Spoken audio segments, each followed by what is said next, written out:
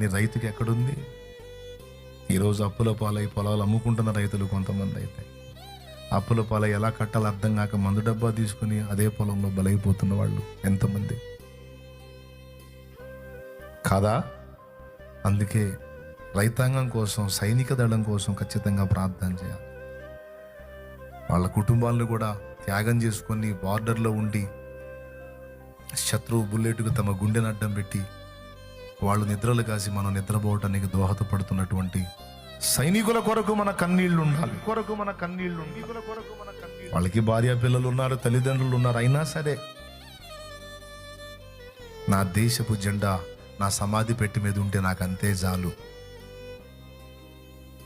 మేరా భారత్ మహాన్ అని, నా దేశము గొప్పది, నా దేశము నా తల్లి, నా దేశము కంటే గొప్పది ఏది లేదు. నా దేశం కోసం అసూలు బయటానికి కూడా నేను ఇష్టమే అని తమ ప్రాణములను పణంగా పెట్టడానికి ఇష్టపడి